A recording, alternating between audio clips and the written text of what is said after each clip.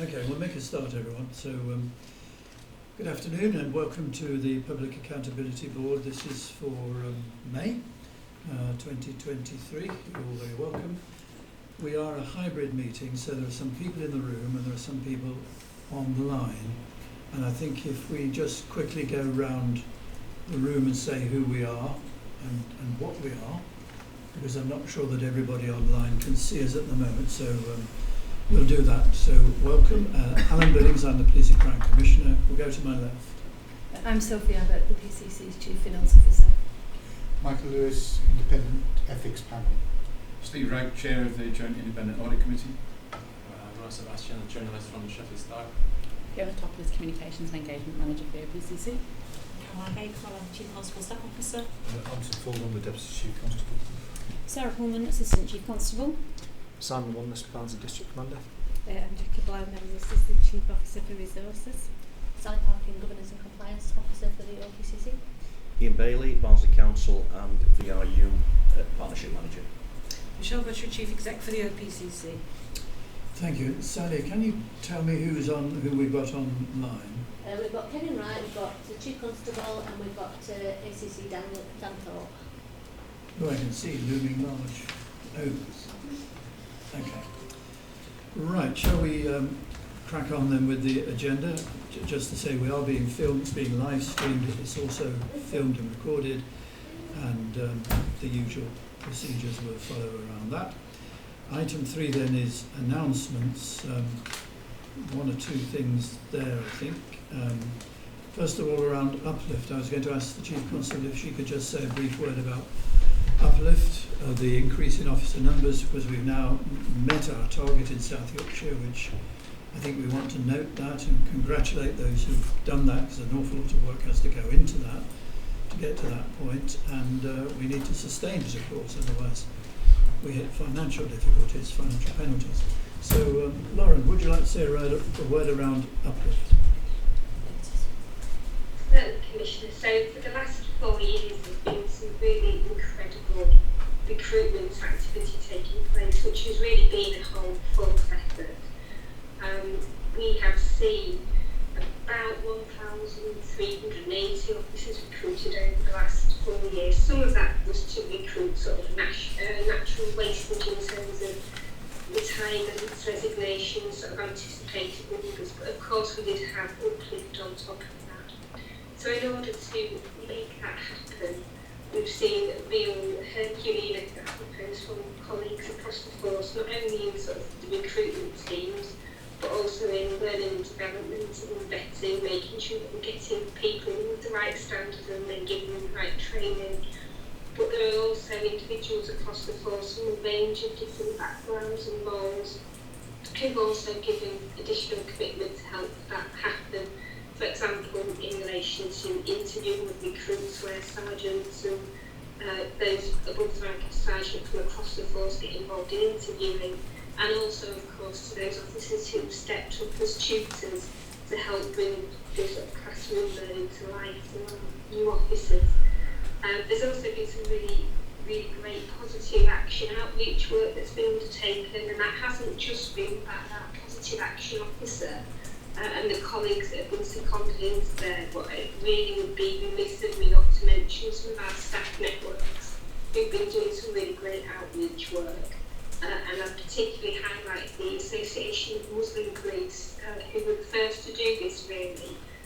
They started mentoring and supporting people who were interested in applying to the South Yorkshire Police, and then all the way sort of through the recruitment and new starter process, and they've been sort of incorporating into some of their association meetings to sort of help them understand how the organisation works and to find a network within it to help them settle in.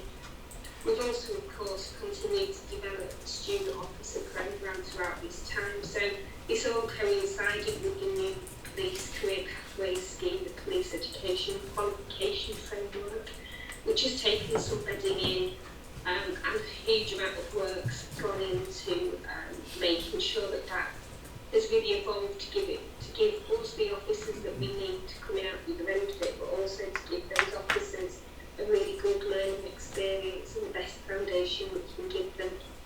So I think we've currently got about 1,000 of our officers are somewhere on the student pathway, whether they are, so, you know, got sworn in 2 weeks ago, or if they're just about to graduate at the other end of the programme, which is obviously a really significant proportion of the officer workforce. That will sort of reduce over time, but we do think that for the next 5 years at least, we'll have sort of 500 to 600 student officers at any one time in the organisation. So whilst the teams have done a really, really great piece of work in getting everybody in, it's not a job done job yet. There's still plenty more to go at. Well, as I say, we do congratulate your teams who've been doing that and thank them for all the work that they've done. We had a meeting with South Yorkshire MPs last week, and they were saying, yes, we recognise that uplift targets have been achieved. Now, when are we going to see the officers on the streets? And I think if you could just say a word around that, that would be helpful. Well, of the officers that we have recruited over the last 4 years, about 400 of them are already sort of fully operational, competent, entirely independent. It's a 2 to 3 year training programme, depending on which sort of pathway you join policing through a number of different ways. But realistically, after a year in training, officers start to make a real impact to our communities. I think our communities will start to see benefit from the autumn onwards. I think organisationally we are starting to see it now. And I think one of the most significant things that indicates that to us is, as you know, over the last 3 years, I think we've had to impose a summer surge programme, pretty much carte blanche across the board throughout the summer period, extending people's working hours every sort of Thursday, Friday, Saturday, Sunday, to make sure that we can manage demand safely and also have safe operating numbers. We don't anticipate that we're going to need to repeat that this year, apart from on some specific sort of high profile, very busy, event intensive days. So I think that's the first real sign that the replacement of those officers that have retired is taking effect, but also that bit of growth is there as well. Thank you. I think that's good to hear. Good to know. I mentioned the meeting with the MPs. They raised various issues. We'll come to one in the course of the meeting around rural crime, wildlife crime. But they also raised the question of dangerous dogs, and I did say to the MPs that I would write to the Association of Police and Crime Commissioners about that, which I have done, just to mention that. There seem to be two concerns. One is the so-called lockdown puppies, those people who took on dogs as pets during lockdown and the restrictions, which meant that those puppies were not socialised, particularly they didn't meet other dogs, they weren't meeting other people. Now they're becoming mature and adult dogs, going out off the lead, and they're presenting in some cases they're presenting problems for people. But also they were raising issues which they'd had as constituency MPs about a particular breed, XL bullies, and they were saying that they regarded them as dangerous dogs. They will take that up with the ministers separately, but I've written to the APCC, Association of Police and Crime Commission, to say, is this a South Yorkshire problem? Is it a national problem? Is it something that you need to do something about? The MPs were concerned about licensing and how strict that was, whether there should be a tightening of licensing, and whether that particular breed, they ought to look again at the Dangerous Dogs Act and which breeds are encompassed within that. So that's just for noting. Okay, anything else under announcements? If not, shall we move on then to public questions? I don't think we have any. Urgent items, I don't think we have any. And I don't think there are any items to be considered in the absence of the press and the public. So, declarations of interest. Does anybody have a declaration of interest arising out of today's agenda? So the item 8 then is the summary notes of the PAB meeting held on the 8th of March. And we are using now summary notes rather than formal minutes, but they have been circulated, pages 5 to 10. Any questions about those? Everybody happy with those? And then there are some actions arising from that on pages 11 is it? I think they're all covered off actually, aren't they? So Yes, both have been discharged, Commissioner. We've programmed in at the September meeting the right care, right person approach to be part of the Treating People Fairly report. And I think the Rotherham report, the narrative not matching the graph, has been rectified as well. Okay, any questions on that? Or okay.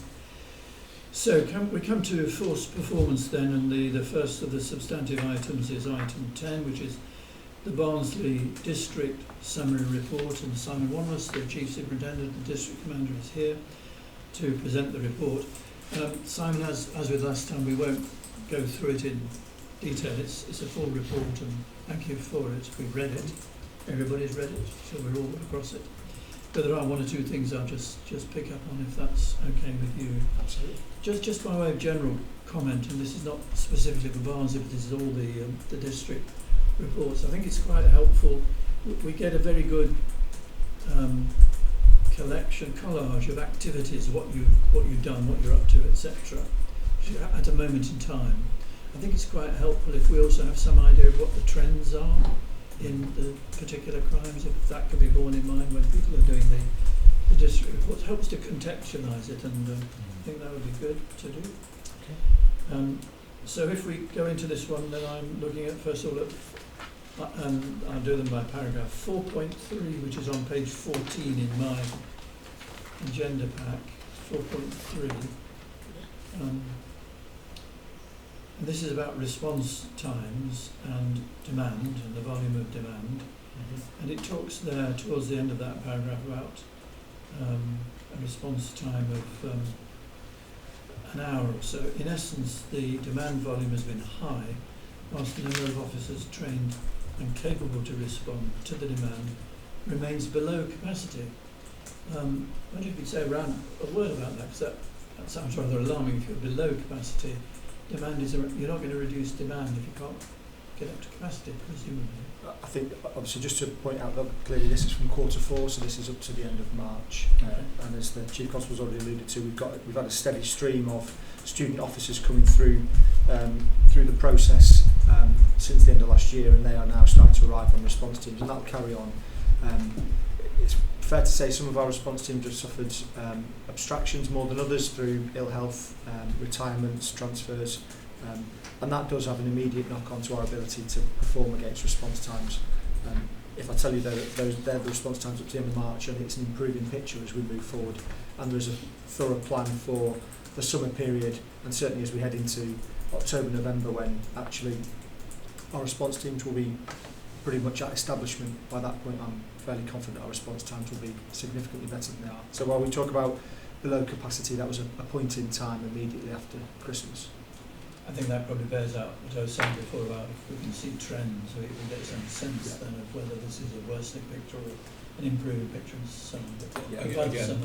Just on a global picture across the force, to bring out the point that the Chief made, we've recruited 1,400 officers, just over 400 of them are operationally competent now. So when we have such a significant number of officers in training sat in the classroom, that has naturally led to gaps within deployable officers within districts, which led to the issues. They're all here now, and as slowly but surely over the next 18 months, that will start to alleviate itself. Okay, thank you. Page 16, this is para 5.7, adult safeguarding. And at these meetings we often hear a lot about child safeguarding, less about adult safeguarding. That's clearly equally important. I just wonder if you could give us some reassurances around this. You say that you're trialling a new police vulnerable adult referral mechanism. Just something around adult safeguarding, how that is at Barnsley. We've got a really strong partnership at Barnsley, as I described last time I was here, and it's whilst children's safeguarding obviously gets a lot of the focus around the certainly around the legislation around the partnership approach, adult safeguarding in Barnsley is taken equally seriously, and certainly around the triage and reaching the thresholds for safeguarding intervention for adults. And actually the process that we've introduced is just a new form of referral, which we then do a multi-agency triage of to ensure that we're identifying all the key elements of safeguarding issues for adults, so that we don't miss anything in that adult forum, because as you say, a lot of the focus nationally even is around children's safeguarding as opposed to adults. And the just say who the partners are. BNBC, predominantly health play a big part in that as well. Okay, thank you. Page 17, now this is Child Exploitation Tactical Group. The focus on this appears to be on child criminal exploitation. I wondered whether you wanted to say something about child sexual exploitation. I don't often see that in the Barnsley reports. The specific about that paragraph, the CETG, is something that my new DCI, Ben Wood, has introduced since he arrived in January, and that's been a really welcome addition. And actually, whilst CSE isn't mentioned specifically, it is captured within the child exploitation arena more generally. I think it's fair to say that over the recent years we've focused heavily around child sexual exploitation, and then we moved towards child criminal exploitation, and actually they're all forms of child exploitation. And that group, alongside our soon to be formed child exploitation team, are going to co-locate with the contextual safeguarding team from Barnsley Social Care, who will focus on all aspects of child exploitation, whether that be criminal, sexual, vulnerable missing children, mental health issues. It will have a really broad focus under the contextual safeguarding arena. And are there any are there any emerging trends in CSE in Barnsley? No new emerging trends. No, there are clearly issues, as there are nationally, around child exploitation. There is we have a slight focus at the moment on around criminal exploitation of young men into acquisitive crime. That's one avenue that we're looking at the moment, and also obviously vulnerable missing children. And I think it's really important to note that the CETG is now a model that started in Rotherham, started back in 2015 as a result of our response to J, and really well-established partnership framework for sharing information, sharing intelligence, and then being able to disrupt, seek to prosecute, safeguard the young people. That was, in the initial stages, absolutely CSE entirely focused. But as we've evolved, and this mirrors how LSCPs have learned and developed over the last 8 to 10 years. So LSCP started with CSE subgroups, and then probably 3-4 years ago now, that morphed into child exploitation subgroups, because it's understanding that really the symptoms of exploitation are broadly similar across both sexual and criminal exploitation, and to make sure that we are providing an equitable response to both categories of exploited children. It's really important to see them and understand those push-pull factors that are equally applicable to male, female, sexual or criminal exploitation. So this is an evolution from all the learning we had around CSE, migrating into that wider criminal exploitation world. CETG, as you're well aware, Commissioner, has been independently reviewed in Rotherham, advocated as some of the national best practice in terms of partnership working, and that's the reason why we've pushed it out right across the force in all of the 4 districts to hopefully emulate what they've had in Rotherham and ensure that really close partnership time. Is that evaluate? Is that the Myers report? Or Jenny Miles. So yes. If you remember last May, Yes. they published the independent review of CSE in Rotherham, and that obviously they focused quite heavily on the CETG because they wanted to see, okay, what's the process for intelligence coming through, whether that's from partners or from the police, how are you sharing that across the partnership, developing it, making sure that you're following all inquiries to safeguard kids. And as you know, they came out with a shining endorsement of that process. And if you think back to findings of the J report, Operation Linden as well, where you just couldn't track what had happened with intelligence, and that was the key issue. And it's not just police intelligence, it's multi-agency intelligence. When Jenny Myers did a review at Rotherham, and it's exactly the same process that we're implementing here now, every single piece of intelligence you could track, right from its inception, who'd had sight of it, what had been done with it, how it had been resolved. So what we're trying to do now is make sure that that level of rigor that exists at Rotherham is absolutely in place right across the force. So this would be regarded as really good practice nationally? Absolutely. Okay, yeah. Thank you. The bottom of the page 17, this is now taking us into neighbourhood crime, and specifically here burglary at 6.1. It's obviously it's a key priority in the police and crime plan. It's a key priority for yourselves.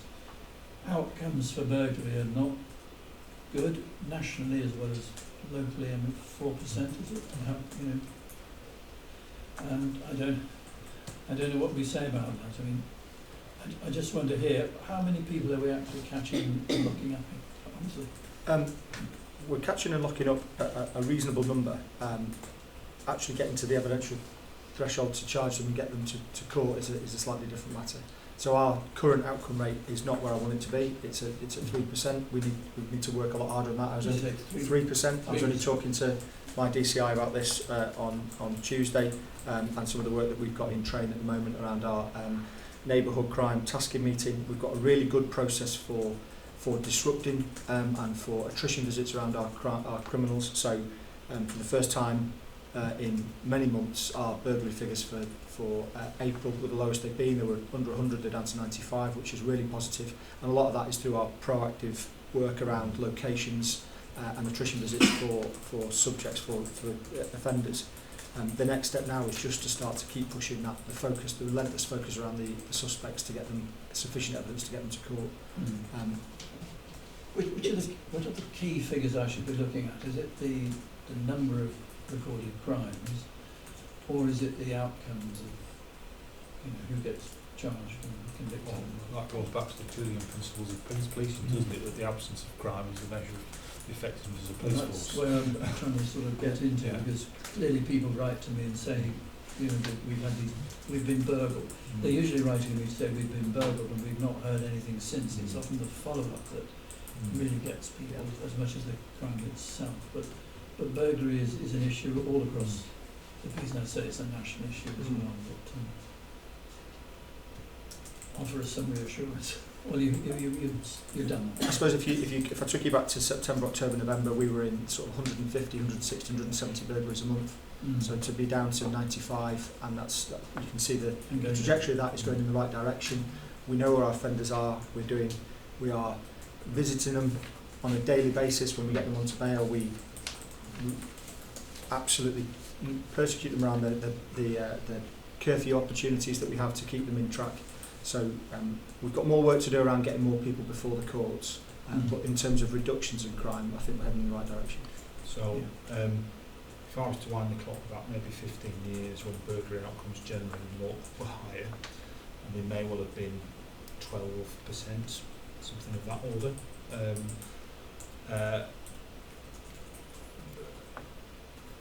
Back in those days, forces such as South Yorkshire and some of the forces that I worked in put extensive resources into it.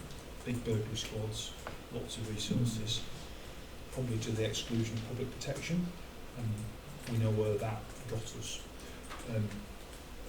That's not the case today, and we obviously prioritise public protection, but I wouldn't want anyone to gain the impression that we don't take burglary seriously, because we do. There are a number of critical things that I expect to see from our teams in terms of the way that we tackle burglary. The first is that it's absolutely priority for the neighbourhood teams, first and foremost. Secondly, that they understand both the hotspots, what's going on, the types of burglaries, who the local offenders are, and that they have got effective problem-solving plans in place to do that.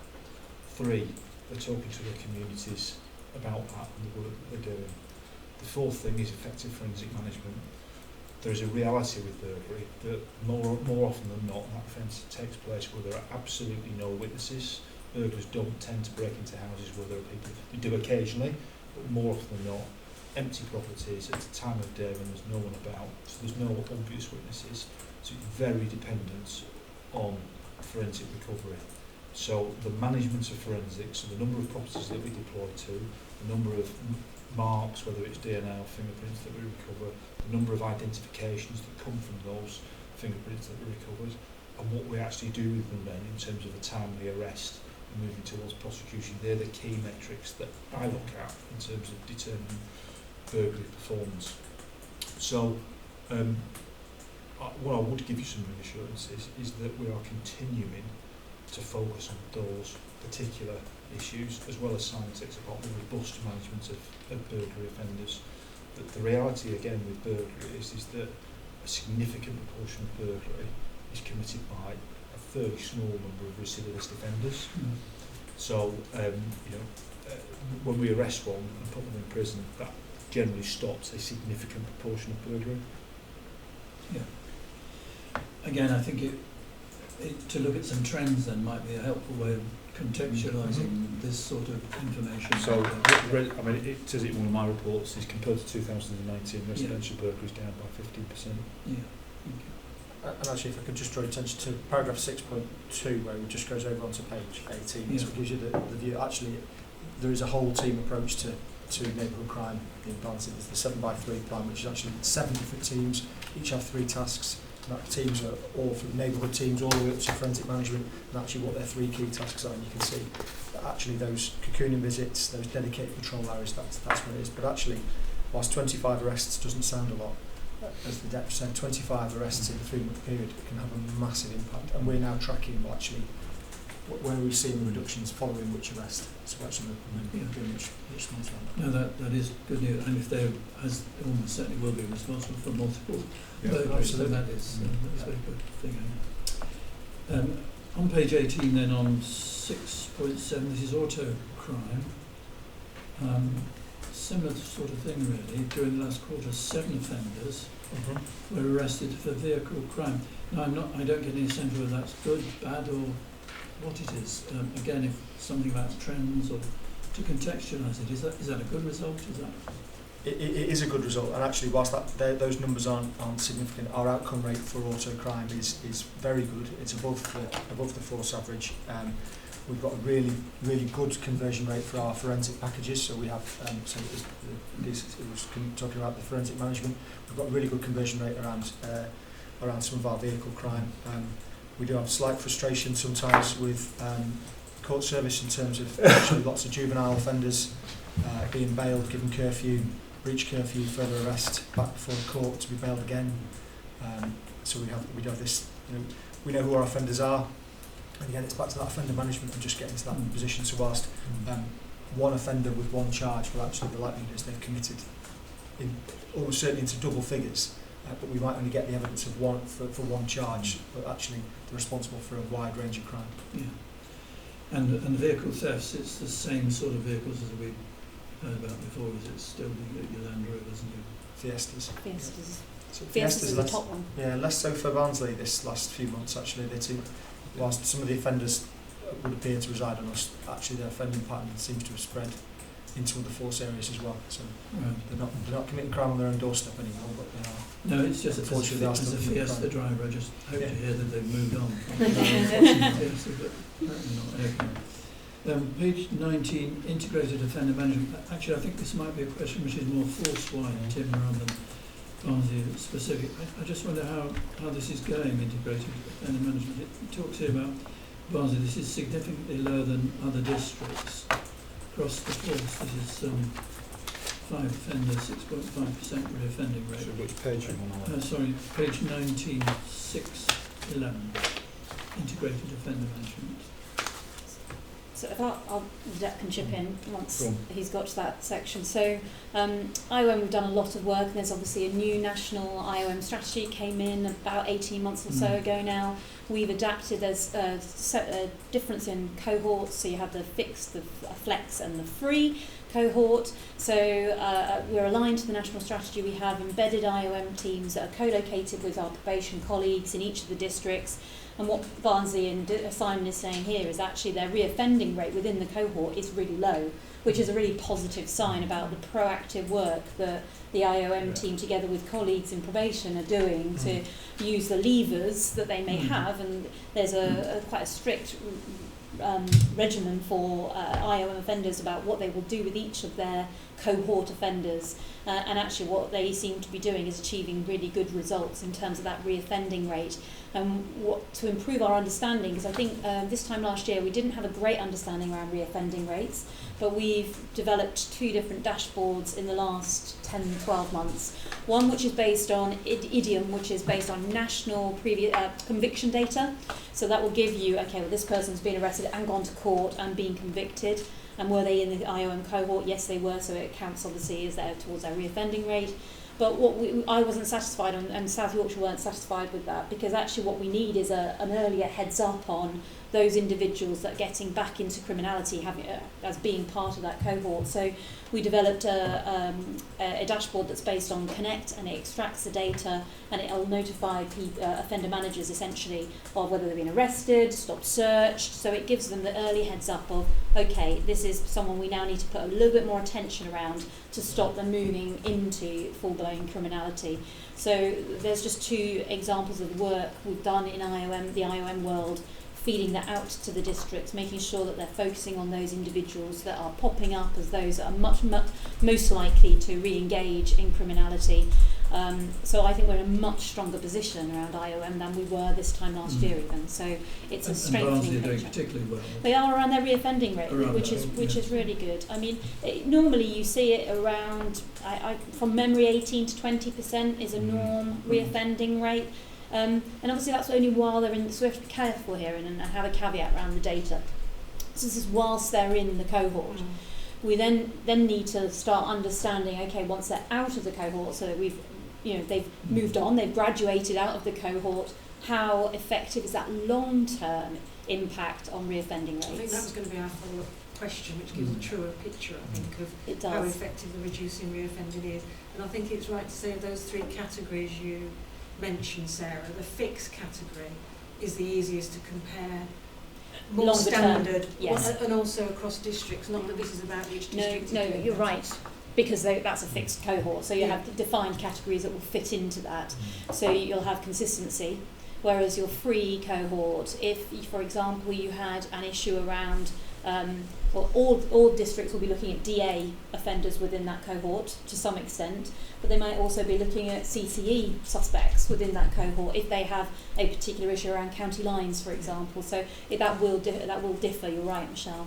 But I think that the next piece of work for us, we've now got that really good short-term view over a kind of 12-month period. What does it look like longer term? Because as we've already articulated around SAC offending, so neighbourhood crime offending, is that the vast majority of our burglars are recidivists, are theft of motor vehicle recidivists, for whatever the motivation, whether that be drugs or predominantly drugs, I would argue. But and actually trying to use some of the levers in their own personal life, and that's part and parcel of the IOM strategy. Yeah. And is Barnsley particularly good because they were first to do this, or are they doing something?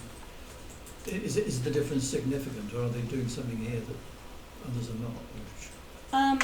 I think it would be unfair for me to say. It may well be that this is it's your job, isn't it? Well, to be unfair. I think Barnsley have had an effective last quarter. There will be fluctuation in this as offenders come and go, so each month may look slightly different. So I think it would be unfair on the other districts to. No, we don't want to be unfair. But I do think Barnsley has a really strong partnership. Simon's already alluded to it. So and actually even I was obviously Barnsley district commander a number of years back now, and even then through COVID period we still had when we saw other areas kind of pulling back, the probation service in Barnsley were still really jointly managing as best they could in the circumstances. So I think we've maintained a really strong partnership. We also, I think Barnsley probation, if you think from the partnership perspective, doesn't have the same level of challenge as some of the other probation areas.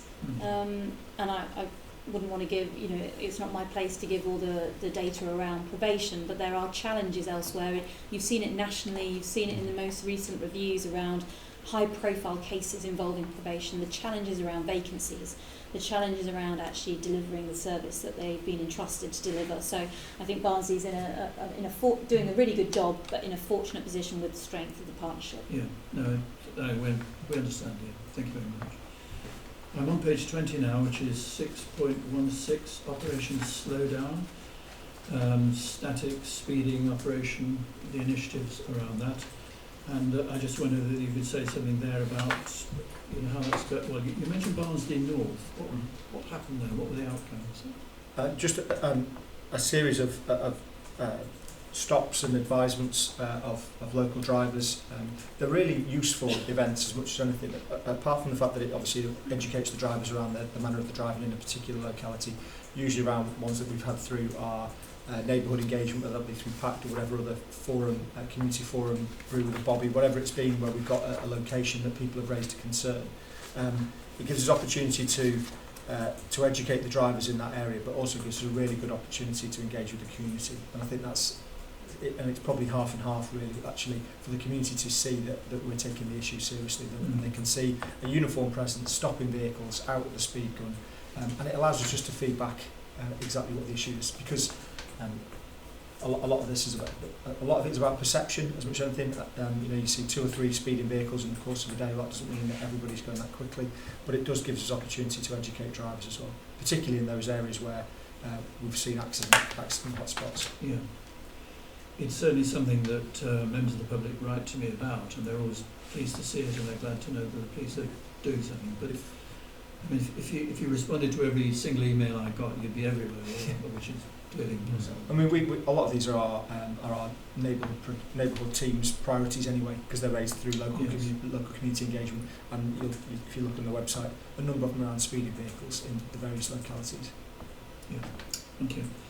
Page 21, this is under the Treating People Fairly heading, and it's victims, 7.2.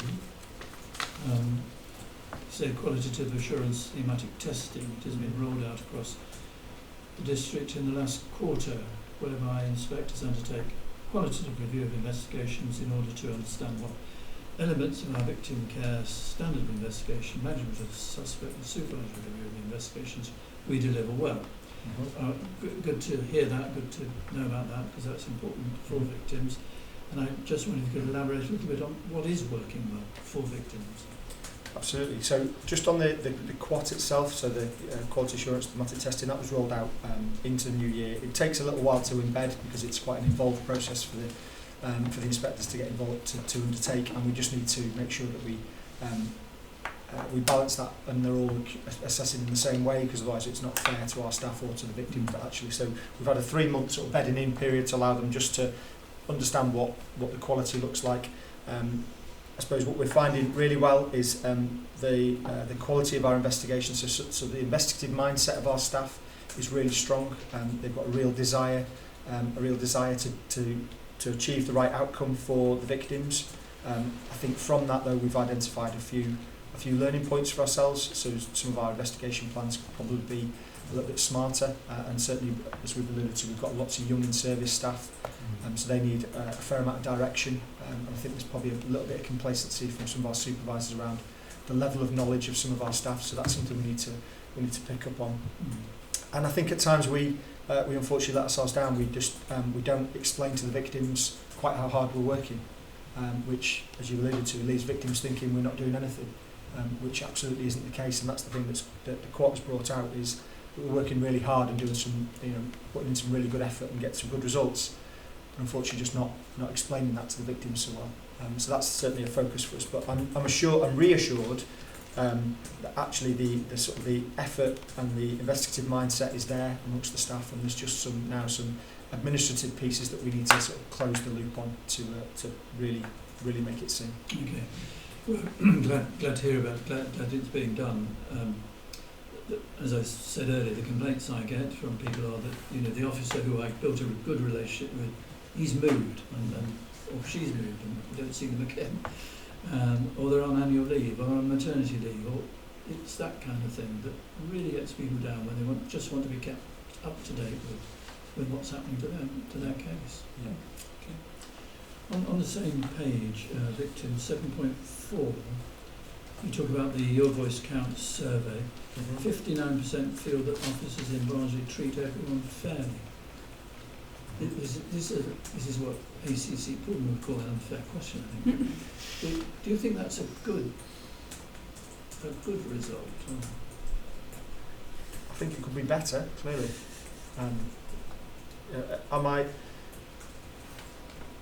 I think there's more work for us to do. I think Your Voice Counts is a forum for assessing what the public think. I don't think it necessarily tells the true story and the full story around what the public perceive of the police. But it's certainly a measure that we base it on. So clearly we've got some more work to do around that, but I don't think it's necessarily bad. Okay. It's slightly puzzling that 76% feel you treat them with respect. I mean, in my mind, they don't quite marry up, so I don't quite understand it. But as I say, I don't think the survey is necessarily so reflective of actually what the public feel. But well, thank you very much. I think that's all the questions I had on the report. I don't know if there's anything that you wanted to refer to that we haven't touched upon, or you maybe just be happy with? No, I don't think so. I think it is. Okay, thank you very much indeed, Simon. I don't really want to stay, or whether you want to get back to Barnsley and yeah, okay, thank you. Thanks. We're on to item, that was 10, Barnsley District Summary Reports, and we're on to 11, which is the forced performance against the police and crime plan, pages 25 to 46, tackling crime and antisocial behaviour. Tim, I don't think this is... Sarah's doing it. Oh, it's Sarah, is it? Okay. I don't think I've got a lot to say around this, so you may want to add something yourself, but the antisocial behaviour bit, you might want to say something about the antisocial behaviour strategy, national strategy, and our share of the funding that's coming our way. I'm going to ask Dan to do that bit. Sorry, because crime and ASB kind of split between the two of us, yes. So I obviously cover crime, and Dan is leads on ASB. A quick word about the antisocial behaviour strategy and what we're piloting in South Yorkshire. Yes, Commissioner, sorry, it's broken, so I'm going to keep my camera off because when I turn it on, the sound is very intermittent. But around antisocial behaviour, number one, is one of our top priorities, certainly for our neighbourhood policing teams. We do an awful lot of work in partnership with local authority and other partners to tackle it. I suppose one of the really good things around our structures here is, number one, I chair a neighbourhood policing board with all the neighbourhood policing chief inspectors and our central neighbourhood team, where we really analyse in depth around antisocial behaviour. And one of the key points that we tease out of that is really trying to avoid duplication, learning from area to area. So if something's working really well in say Barnsley, and there's similar issues in other districts, then we try and maximise the learning to avoid duplication. And we have lots of discussions around that while we're learning from each other.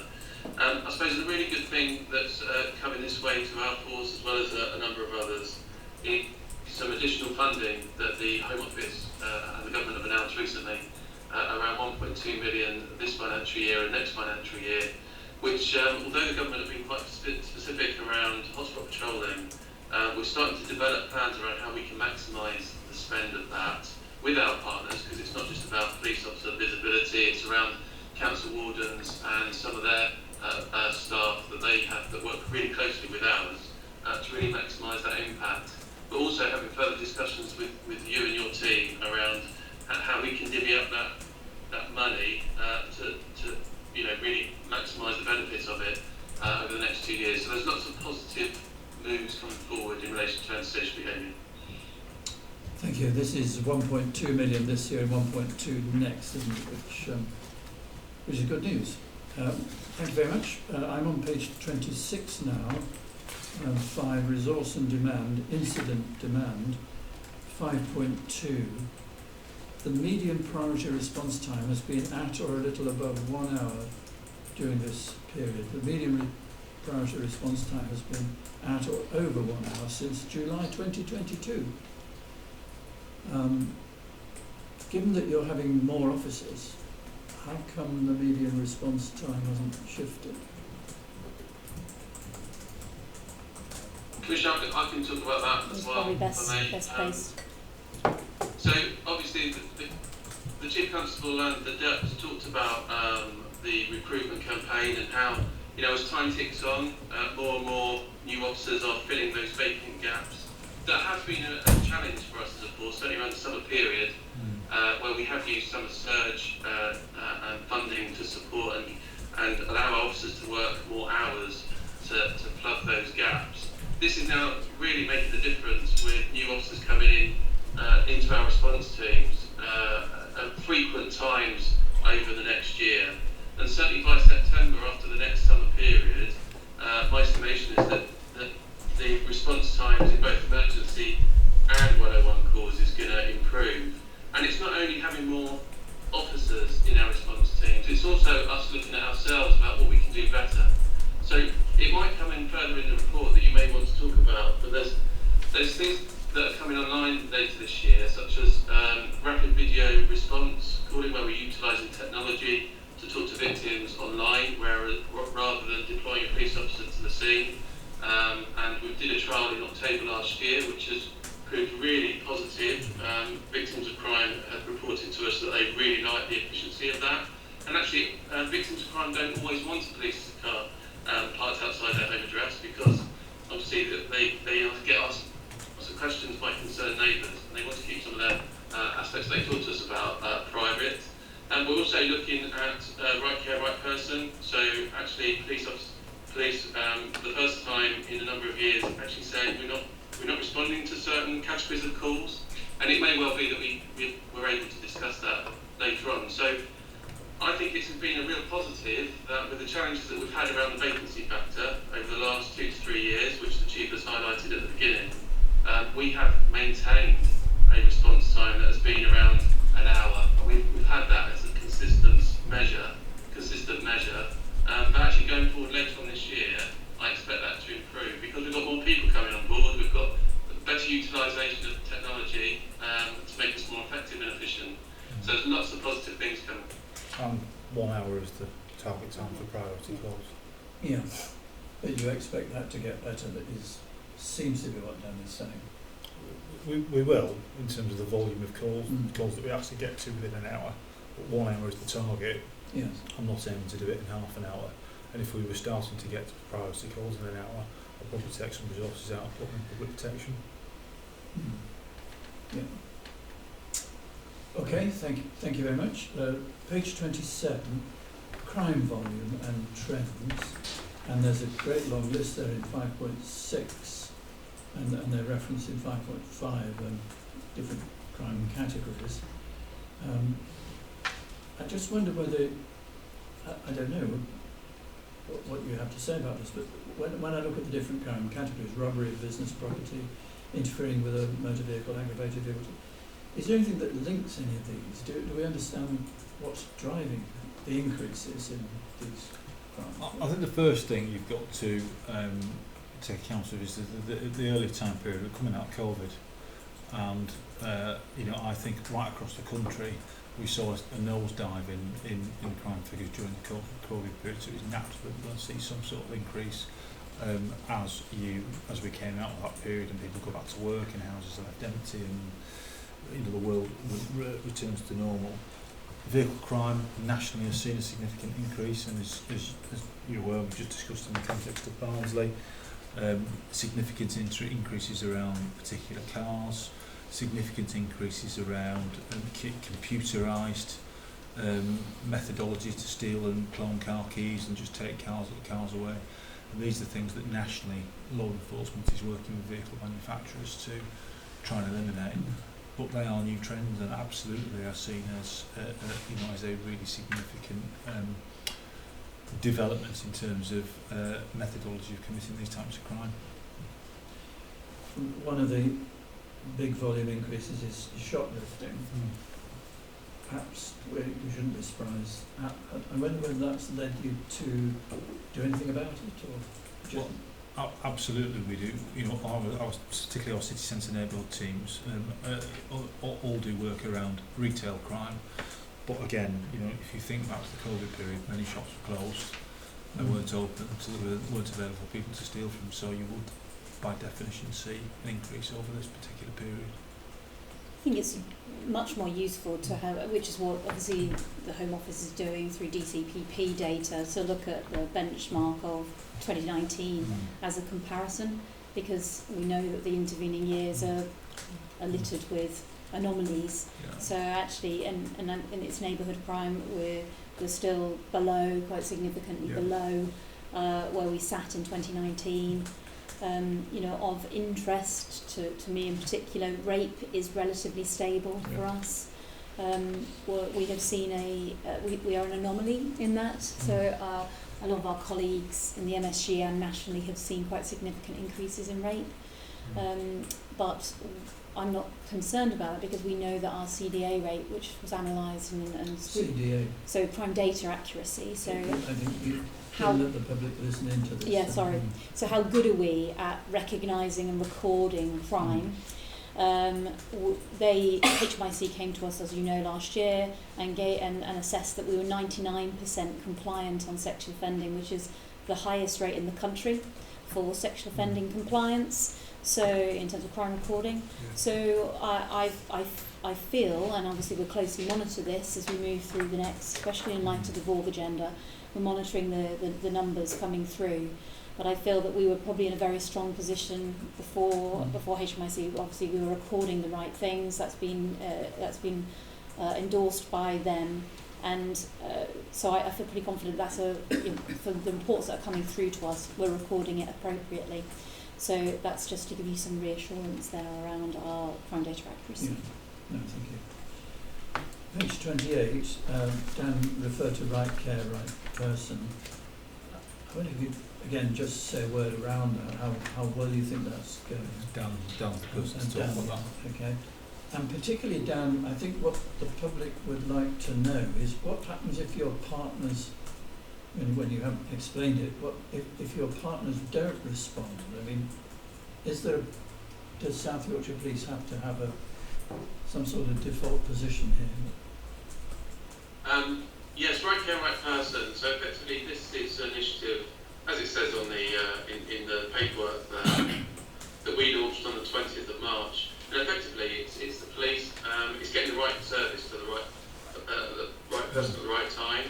So a lot of the focus of this initiative is around health and certainly mental health, and it's split over a number of phases. So the first phase that we launched on the 20th of March is focused on welfare checks. So first of all, I think it'd be helpful for me just to give you a bit of a figure and a synopsis around what that looks like. So in the latest demand, say for example April this year, we received within our force control room around 50,000 calls, and that tends to pretty much be split between 24,509 calls in a month and close to 27,101 calls in a month. And actually, the right care, right person, because of the training that we've implemented with our force control room staff, able to recognise these type of incidents, we've identified around 590 calls that are applicable to the welfare check element. 565 of those incidents that we've actually declined to attend because it doesn't meet our criteria. And when I say the criteria, it's about whether there's enough information intelligence on our systems and information that we've been given by either a partner agency or a member of the public that suggests somebody's life is in danger. And we've said no to 565 incidents. Out of that big cohort of 50,000 calls, we've said no to 565 welfare check related incidents. So although that figure seems relatively small, actually the effort that our officers sometimes have to go through, the time it takes to unpick some of those calls, can have a significant impact on what our officers do. So a prime example of that is a partner that we work with is one of our key partners. One of their workers didn't turn up for work. We get a call through our control room saying, Mr. So-and-so hasn't turned up for work today. Can you send a police officer around to go and check that they're all right? And the answer to that is no, we're not going to send a police officer around to do that. You have your own processes in place by which you can utilise your own workforce to contact and make sure that that individual's okay. That's just one example of the type of requests that come into our control room, which for the first time we are starting to say no and push back to. So it's very, it's the right thing to do. We have introduced two meetings that we use to engage with a range of partners. So we have a strategic meeting that sits monthly, and we have a more tactical meeting that sits every 2 weeks, every fortnight, where we discuss areas of contention, any concerns that our partners have, and those meetings have gone really well.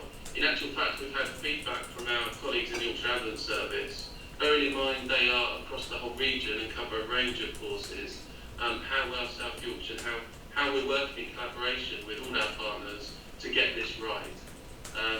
The next phase, which is very much focused on towards the health side of things, around mental health, and certainly patients walking out of acute hospitals, that is coming the next phase in a couple of months' time. So I've written to a number of strategic partners only yesterday, inviting them to come for a face-to-face meeting later on this month to talk about that, which is another demonstration about the lens that we're going to work in collaboration with our partners, not just imposing this on our partners. And this next phase is likely to be trickier, is it, in terms of saying no? Yeah, absolutely. I mean, we do have some concerns in the partnership around the next phases, which is quite right, because they're obviously concerned about the impact that this is going to have on their service, and certainly our conversations are helping us work through that. But yeah, and quite rightly we're saying no, because we can often have a negative impact when a police officer turns up in uniform and in a marked police vehicle to deal with somebody, for example, in a mental health crisis that needs actually the support of the ambulance service or a healthcare professional. And actually this follows some of the evidence that was published by HMIC way back in November 2018 in a report called Picking Up the Pieces. A lot of the fundamental principles of Picking Up the Pieces report, which is an independent report based on what they've found nationally around some of these issues, the right care, right person concept is taken from that evidence. So we're in a very good position in relation to the collaborative working, but yes, certainly in the next phase is a bit more contentious around the health element to this programme. Yeah. Just let me give you a real life example, Commissioner. On Tuesday night I spent a good few hours at Doncaster chatting to the duty inspector. They'd had 2 officers sat with a mental health patient for over 24 hours because a bed couldn't be found for that individual.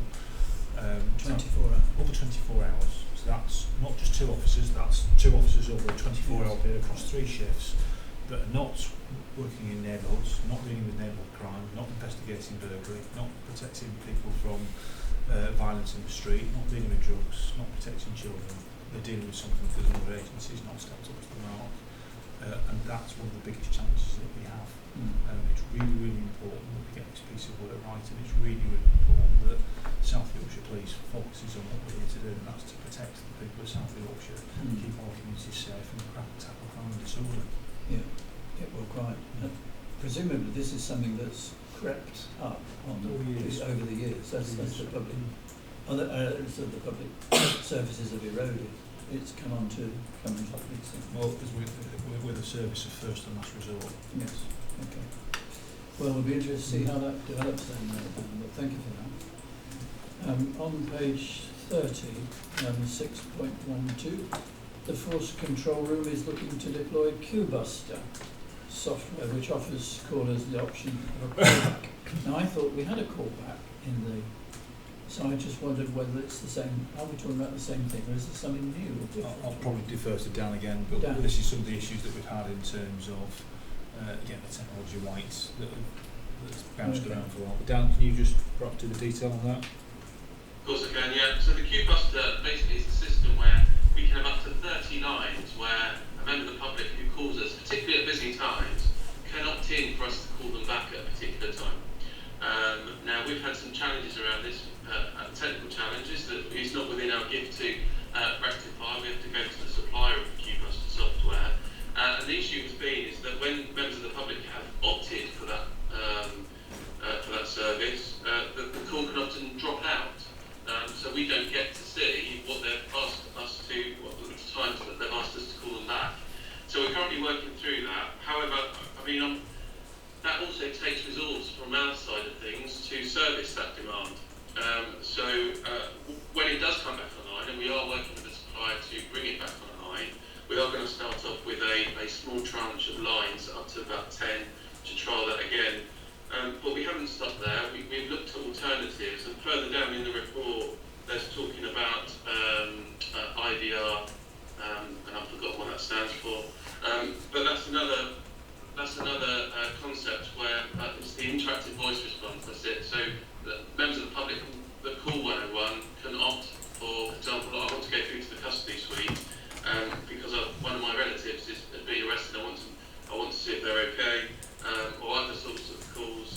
example, one of our biggest demands is calls to the central ticket office, because people want to work out how they pay for their tickets that they get issued. And that, by introducing the IVR, or the interactive voice response function within our control room, that's taken 18% of demand away from our force control room, which is really positive. It's almost like a self-service. So although we've had challenges with QBuster, we've quickly looked for alternatives that can help provide a better response for people calling into our control room.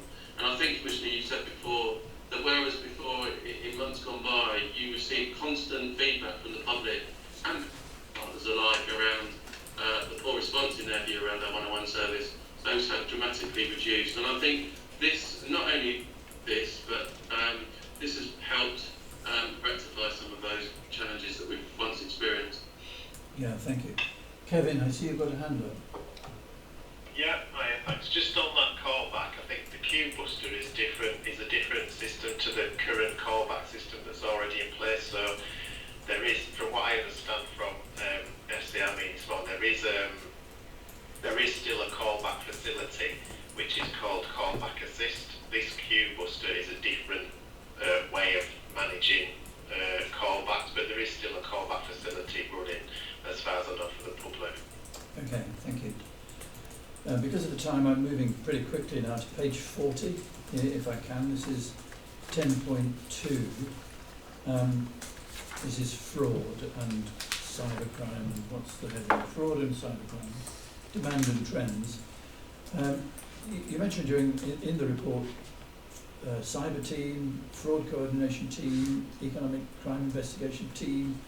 Am I right to think they're all under the economic crime unit? Aren't they? Yes. And they're all discrete, separate. Yeah, they are.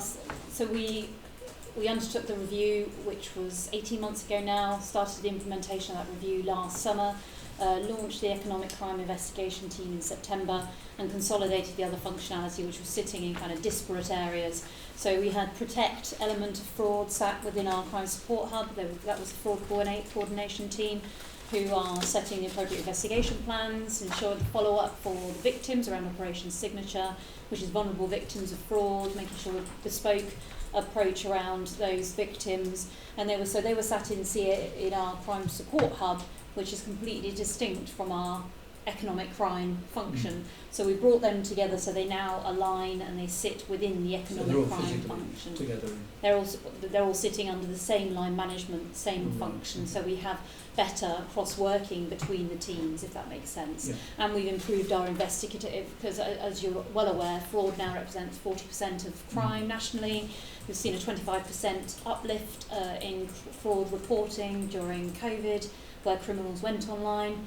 And so we needed to ensure that we had our own bespoke investigative capability around fraud and other economic crime matters, which ties in with the regional assets that we have through the ROCU. Yeah, thank you. Well, there are more questions I would have asked, but I think in view of the time, I'll leave it there. Tim, Sarah and Dan, thank you very much for that. Unless there's something you wanted to add, or okay. So that was item 11, which was the force performance against the police and crime plan, crime and antisocial behaviour. Moving to item 12, force year end Outturn performance assessment report. I don't think there's anything I actually wanted to ask or say about that, other than to say thank you for it, because I think it's a useful document to have, because it sets out the alignment between the police and crime plan and what you've been doing your activities. So unless there's something you want I just think to re-emphasise that a lot of the report talked about HMIC reports, which obviously we were very pleased with. I think it's fair to say that HMIC report, I just remind everyone, they're in force for the best part of a year. It's a very in-depth assessment. to get everywhere I go. Indeed.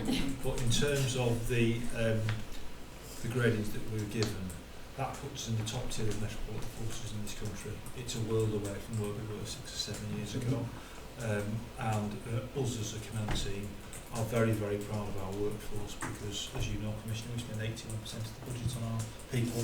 It's they who deliver that level of service to the community. But we don't rest on our laurels. There are ongoing challenges to be met. The budget situation, we've set out our plans to save a significant sum of money for the organisation over the next few years.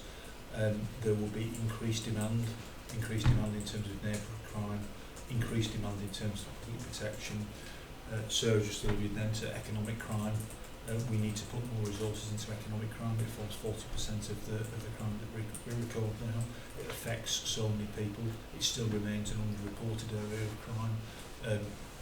Prevention is really, really important in that regard, so we need to continue to develop our response to that. We need to continue to think and use our resources to meet the ongoing public protection challenge. But we're very enthusiastic about the future. It's great, the numbers of police officers that we've got now, but as we've discussed in numerous parts of this meeting and others, it's a very, very young workforce. Our investment in our leadership programme is absolutely critical in terms of allowing that workforce to meet maturity over the next 3 to 4 years, and we need to develop a range of different capacities and capabilities to meet the challenges of the future. We're absolutely focused on that. The delivery plan sets out how we will govern that going forward. But it's been a good year for the force. We're very, very pleased about how HMIC found the force to be. But absolutely, we don't rest on our laurels. Yes, no, you're right. It was a good year. Thank you. So we come to item 13 then, which is a force delivery plan, pages 79 to 112. Again, I don't think I need to say anything very much here.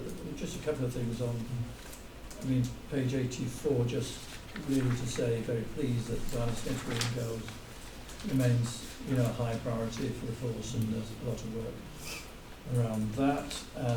Page 100, just to point out there, rural and wildlife crime. Very important. I think people do get the impression that South Yorkshire is mainly about urban areas. It is about urban areas, but it's about rural areas as well. And they often feel neglected wrongly, I think, but I think we're going to have to reassure them. And there have been some good meetings that have been happening or are happening now. We're in the middle of them. One in the Barnsley district recently, which went very well. Doncaster, I think, was last night, which is going well. We've got Rotherham and Sheffield to come.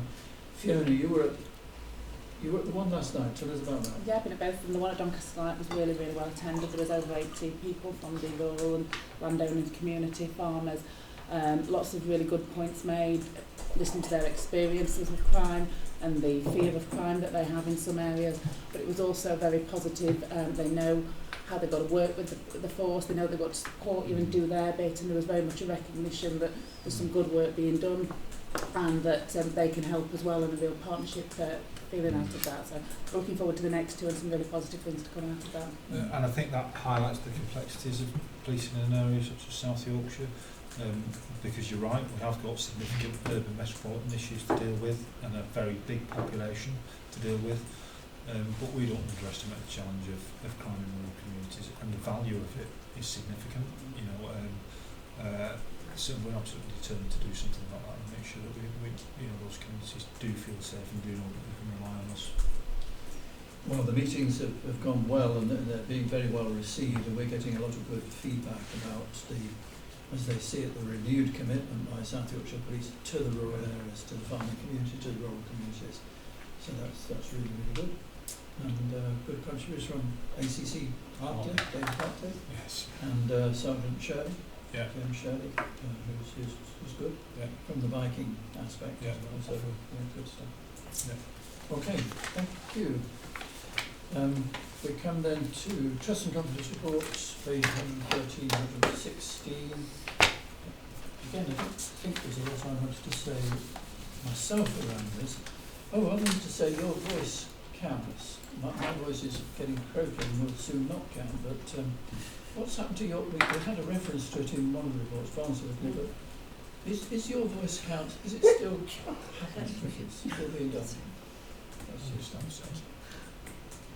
Yes, Yeah. well, we can need to double Yeah. check, but it'll be done through. Certainly no one suggested to me it's not. I think it is, we just don't see the results coming through as much. We used to have a board, trust and confidence board that they used to come to, and that's not Right. there, so they're not coming. So maybe it could come through the neighbourhood report, or even through the Yeah, trust that and makes confidence sense. report to the next PAB in November would be really good. I'll speak to Tanya on that as well. So November is good? isn't Yeah, it? it's a 6-monthly report, the trust and Oh, confidence. okay. Right. Was there anything you wanted to say from your side of it? No. Anything more, Fiona, you wanted to? I don't think so, no. Okay, thank you very much. That was item 14.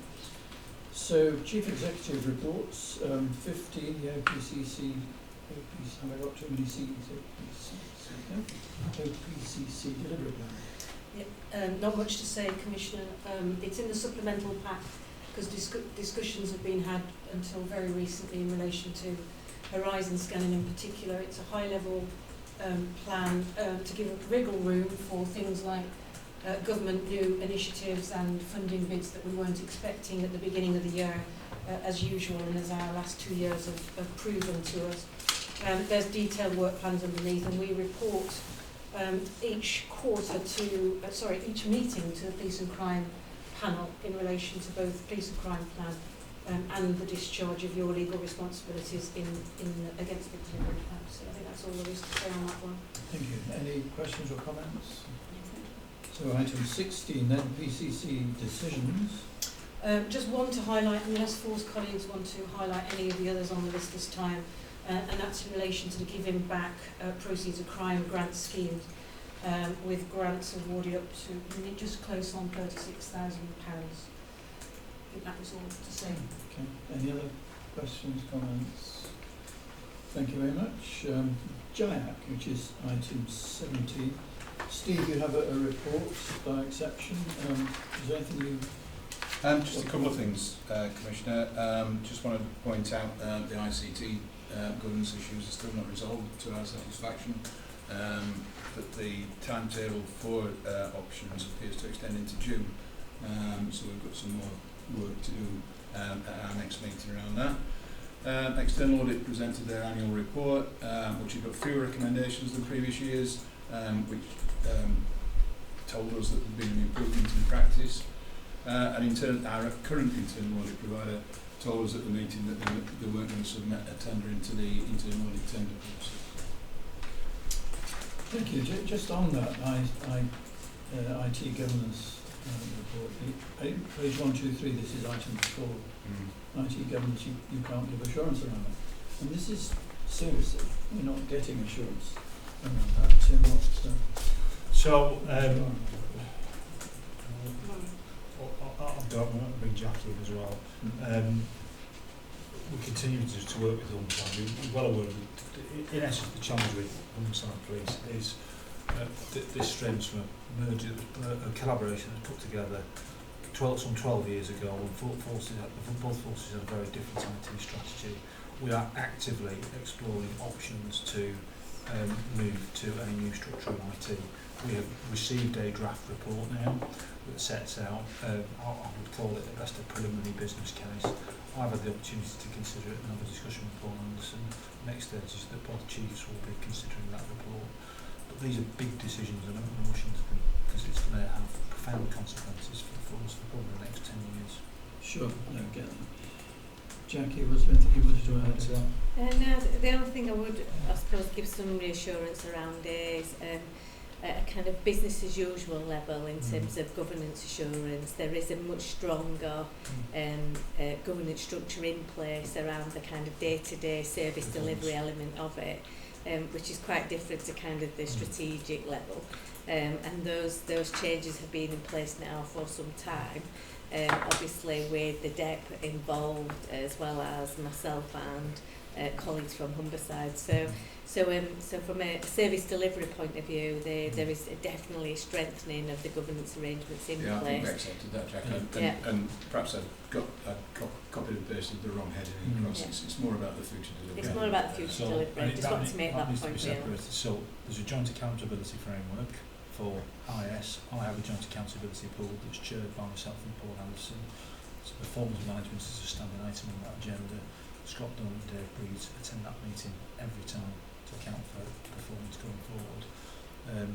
None of that existed 18 months, 21 months ago. Is IS delivering what either force wants? No, it isn't, but that's not an issue of here and now business and accountability. It's about the overall structure of the department. And you'll recall that given what this has arisen out of is that there was a request some 18 months ago to invest more resources into the current IS structure. The question I asked was, will the target operating model, as proposed at that time, be able to meet the divergent needs of two separate police forces? And the answer was, well, it can at the moment, but not if they diverge any further. Since then, a number of things have happened, not least of which decisions around Oracle, decisions around digital asset management systems. Humberside have now implemented niche. We've got a decision to make around some of our key IT contracts over the next 18 months to 2 years. So it's continued to diverge. The complexity that then been overlaid with that was the change in the financial situation, because certainly, if I was to wind the clock back 18 months before some of the savings challenges that we've got unfolded, there were more options on the table then than there perhaps are now, so we've had to think more carefully about it. There's also the implications of the Section 22 agreements in terms of, if we were to structure it differently, what does that mean? So this is a complex issue. That's what I'd say. No, thank you. That's all I need to hear to know. Thank you. That was item 17. Item 18 is the work programme. Michelle, pages 127 to 128. Just the next three meetings, we're working on the work programme dynamically for the year ahead, so that we can give SYP as much notice as possible of forthcoming reports, and we're discussing with you, Commissioner, what you're going to want to see regularly at these meetings. But the force performance report against the priorities in the district reports will remain unchanged. Okay, any comments? Okay, that brings us to any other business to be notified at the beginning of the meeting. None was notified, so there can't be any. So can I thank you for your attendance and for some interesting discussion and conversation today. Thank you.